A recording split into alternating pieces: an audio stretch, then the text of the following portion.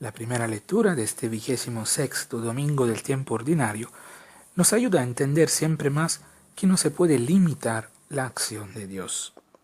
El fragmento del libro de los Números que leemos como primera lectura este domingo nos relata, de hecho, de cómo el Espíritu de Dios fue donado no solamente a Moisés, sino también a 70 ancianos del pueblo. Y estos, una vez recibido el Espíritu de Dios, se pusieron a profetizar. El Espíritu se posó también sobre 2 hombres que no habían acudido a la tienda.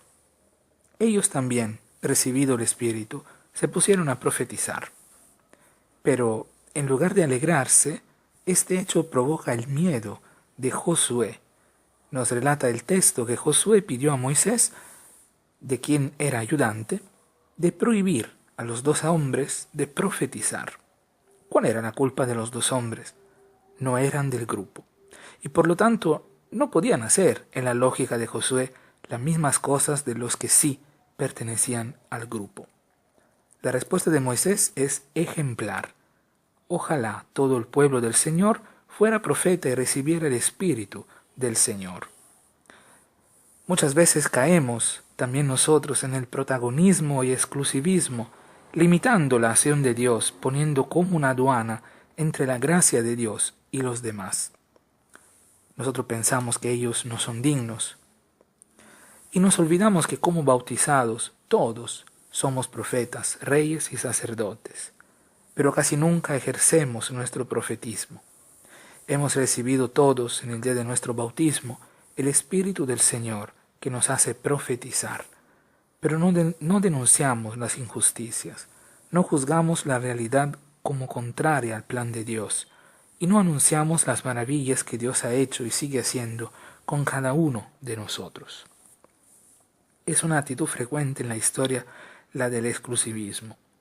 La vemos claramente también en el Evangelio de este domingo. El evangelista Marcos nos presenta una situación curiosa. Juan, el discípulo, comparte al maestro algo que le ha llamado la atención. El grupo ha visto a un hombre que expulsa demonios en el nombre de Jesús, pero se lo han querido impedir porque no era uno de los discípulos.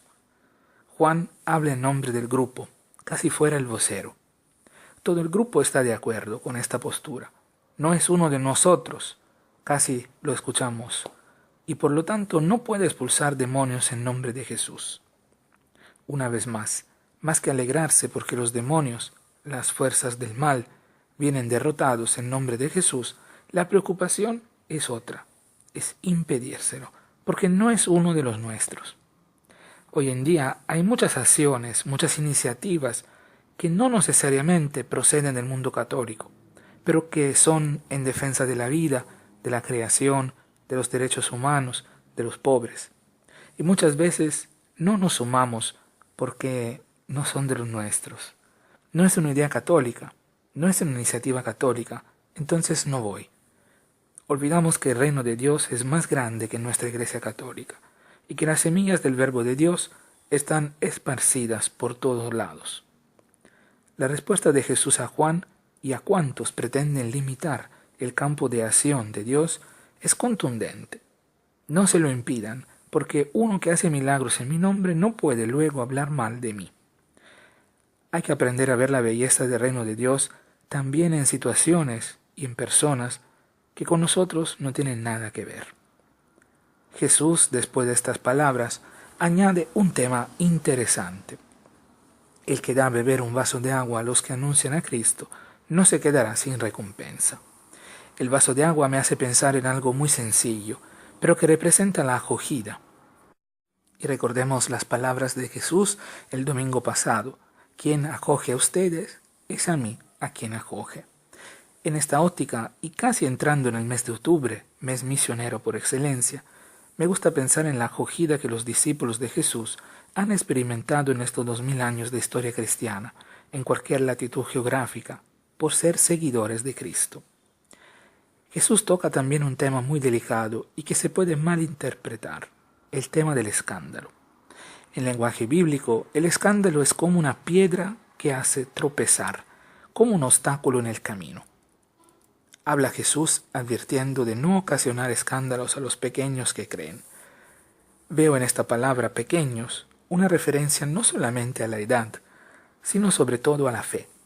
Pequeños son todos aquellos que recién ingresan al mundo de la fe, que recién participan en nuestras comunidades, que recién están escuchando hablar de Jesús. A ellos hay que cuidarlos más. No hay que poner obstáculos en su camino. No hay que confundirlos con actitudes y posturas ambiguas. ¿Qué escandaliza hoy a los pequeños en la fe en nuestras comunidades cristianas? El chisme, la envidia, la búsqueda del poder, las rivalidades, las divisiones, la falta de solidaridad y comunión, las calumnias, el lenguaje excluyente del nosotros y ustedes. Escandaliza la incoherencia sobre todo, el divorcio entre la fe y la vida, el predicar bien pero no vivir lo que se predica. Va usando Jesús algunos semitismos que no tienen que ser interpretados de forma literal. Si tu ojo te hace caer, si tu ojo es ocasión de escándalo, sácatelo. No está diciendo Jesús que frente a un error hay que ser drásticos y terminar siendo masoquistas. No. Jesús no quiere que terminemos amputándonos las partes que nos hacen cometer errores, ya sea manos, pies, ojos u otras partes. Lo que quiere Jesús es que tomemos conciencia de la importancia de cada parte del cuerpo y la cuidemos. Preguntémonos, ¿cómo usamos nuestras manos? ¿Las usamos para bendecir? ¿Las usamos para trabajar? ¿O para herir y hacer otras cosas malas? ¿Cómo usamos nuestros pies? ¿Los usamos para ser caminantes, peregrinos? ¿O para golpear, herir?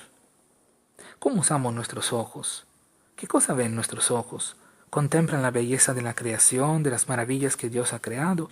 ¿O los utilizamos para ver solo cosas que nos hacen daño? ¿Y nuestra lengua la utilizamos para bendecir, para hablar bien, para decir verdades, para proclamar la bondad y la misericordia de Dios? ¿O para chismosear, para calumniar, para herir? Reflexionemos y cambiemos nuestras posturas.